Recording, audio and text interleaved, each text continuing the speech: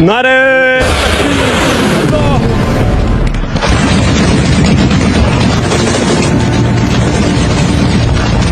পাক আফগান সীমান্তে ভয়াবহ সংঘর্ষ, রাত জুড়ে গোলাগুলি। পাকিস্তানের কয়েকটি সামরিক চৌকিতে আফগান তালেবান বাহিনীর হামলার পর দুই দেশের সীমান্ত জুড়ে শুরু হয়েছে ভয়াবহ সংঘর্ষ ও গোলাগুলি।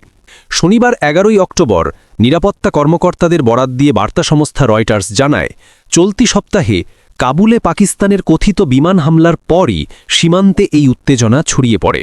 পাকিস্তানি নিরাপত্তা সূত্র জানিয়েছে, আফগানিস্তান থেকে বিনা উস্কানিতে গুলিবর্ষণের জবাবে তারা পূর্ণ শক্তি দিয়ে প্রতিক্রিয়া জানাচ্ছে। ইতোমধ্যেই সীমান্তে অন্তত ৬টি স্থানে সংঘর্ষের ঘটনা ঘটেছে বলে জানা গেছে।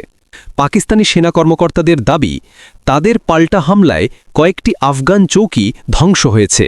প্রকাশিত ভিডিও ফুটেজে দেখা যায়, আফগান ভূখণ্ডের দিকে গোলা ও গুলির তীব্র হামলায় রাতের আকাশ আলোকিত হয়ে উঠছে।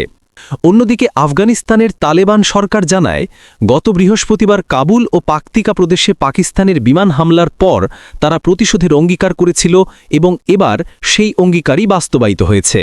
তালেবান সরকারের মুখপাত্র জবিহুল্লাহ মুজাহিদ এক্স এ দেওয়া এক পোস্টে দাবি করেছেন, পাল্টা অভিযানে পাকিস্তানের অন্তত ৫৬ জন সেনা নিহত ও ৩০ জন আহত হয়েছে। এছাড়া তারা বিপুল পরিমাণ পাকিস্তানি অস্ত্রও দখল করেছে বলে দাবি করেন। তবে ইসলামাবাদ এখনও বিমান হামলার অভিযোগ স্বীকার বা অস্বীকার কোনোটিই করেননি। তারা কেবল কাবুল সরকারকে আহ্বান জানিয়েছে, পাকিস্তান বিরোধী জঙ্গি সংগঠন তেহরিক-ই-তালেবান পাকিস্তানকে আশ্রয় দেওয়া বন্ধ করতে।